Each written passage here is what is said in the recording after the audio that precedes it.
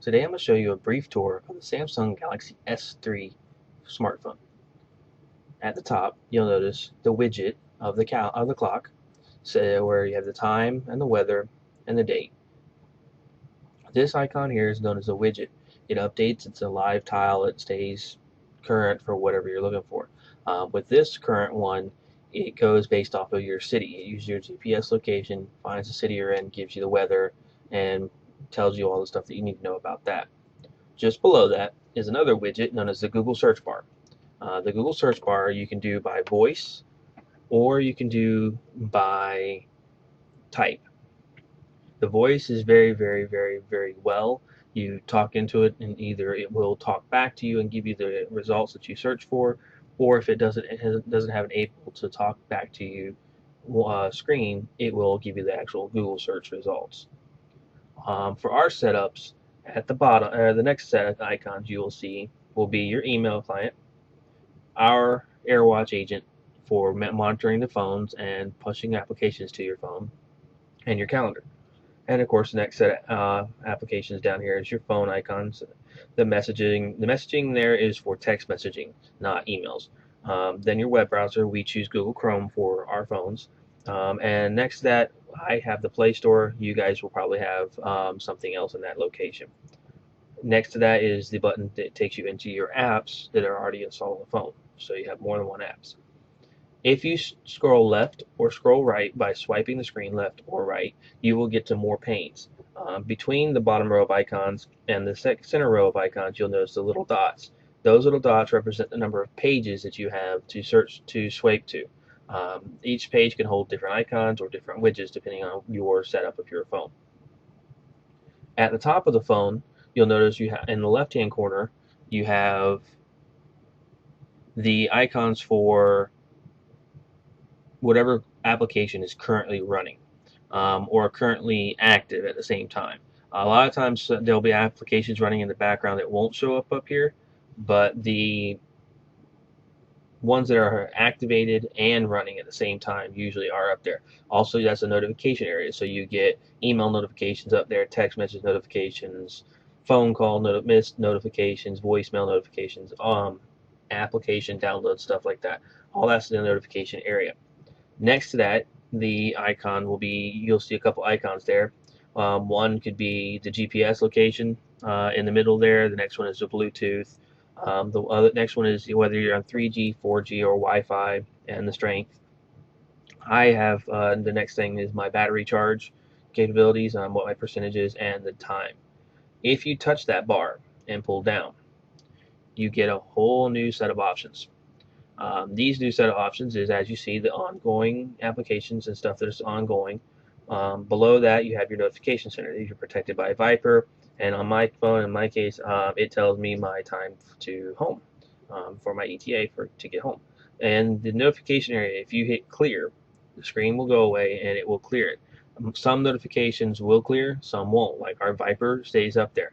My BombGuard session, so I can record this video, stayed up there. I'm going to bring that screen back down. At the top of the screen, you have a quick icon to get to settings. Off to the right, that's a little gear. Off to the left, you have your time and date. In the next row down, you have your Bluetooth on or off, GPS on or off. Your sound has 3 modes: on, mute, or silent. Mobile data will just basically turn off your connection to Verizon. The screen rotate speaks for itself. It turns off screen or turns on screen rotate. The next set of options you have is airplane mode, power saving, which we recommend keep on all the time because these batteries on these phones are not nearly as good as everybody would think. They will die very quickly. The driving mode, that's so when you're driving, it gives you an options there. Multi-window is this icon or this set here. If you hold down the back button, you get this option here. These options off to the side are on the S4 and updated S3s. They're just basically quick icons. If you hold the back button again, it disappears. Turns it on, turns it off. So back to this screen. And then you have the sync icon. The sync icon, you guys shouldn't have to worry about. Out of that screen, into their app screen. In our app screen, you will notice a number of applications that come native to the phone. Some of the applications that we install will show up in here as well. A lot of icons you will be able to use. They see you have the gallery, your email, your camera. Kindle comes built into these phones because they're Google phones. The calculator, calendar, contacts, Google search, internet, maps. The Google Maps on these phones are very, very well. They're very nice. On the next screen, you have widgets. A lot of the widgets, a lot of the apps that are installed come with their own widgets. If they have a widget, they will show themselves on the widget screen once the app is installed. So you can scroll through here and find widgets that you might think you might enjoy, and that's how you find them. Now, if you have a widget that you do enjoy, say for example, this email one, you tap and hold it until it comes to your screen, pick the screen that you wanted to put it on, for example. It's nice to find one that's empty. There we go. Put one, let it go over that empty one, tap the screen again to center it, and there you go. Now you have your email widget on your screen. That goes for any other icon. For example, I go to this screen here. These icons I want to get rid of.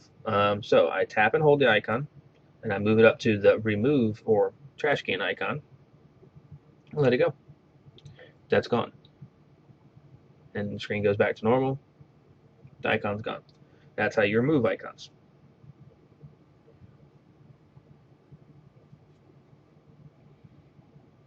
At the bottom of your phone, you will have a home button. Next to the left and right of the home button are two invisible buttons. These buttons are just touch buttons. They're not actual push buttons. On the right is your back button. Looks like the back arrow on this demonstration at the bottom here. On the on the left hand side of the home button, which is the center circle button there, is the menu button, which on this demonstration looks like the button to the right of the arrow, back arrow. Those two buttons have different features. Back is back. That's all it does.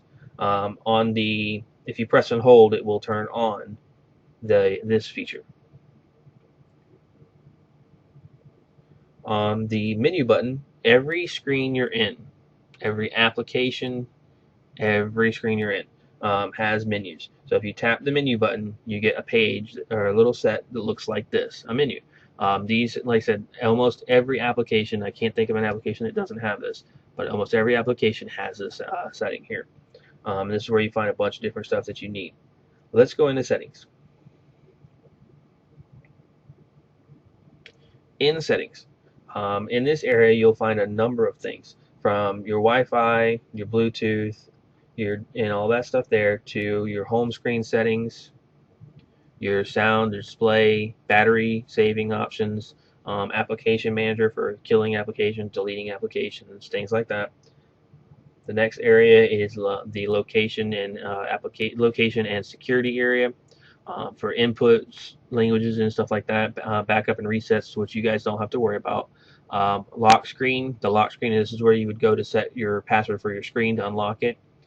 Basically, we have rules for that, so if we should explain those rules when we hand you the phone.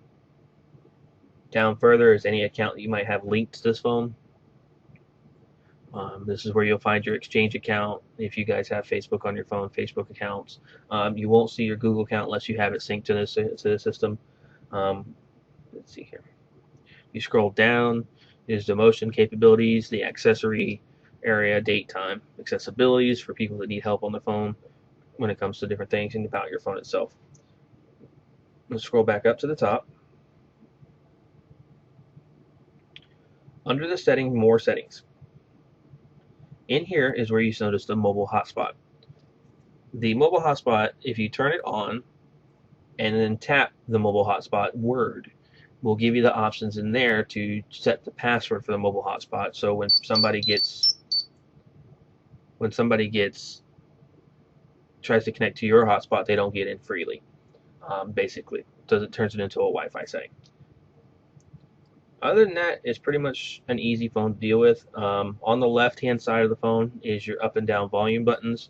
On the right-hand side is your power button. Your charging station, its charging spot is on the bottom. Your microphone for voice, for voicemail and things like that, or speakerphone, is on top, and next to that is the headphone port. On the back side of the phone, you have three things there. One's a flash, one's a speakerphone, and one's the camera. Very, very nice camera, by the by.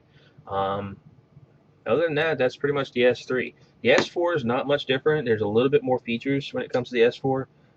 However, there is basically the same phone. The screen itself has been stretched a little bit, so it's a little bit bigger, and the screen itself, but the phone itself is not much bigger. Other than that, the S4 is pretty much the same. If you have any questions or any concerns, feel free to let us know. Thank you.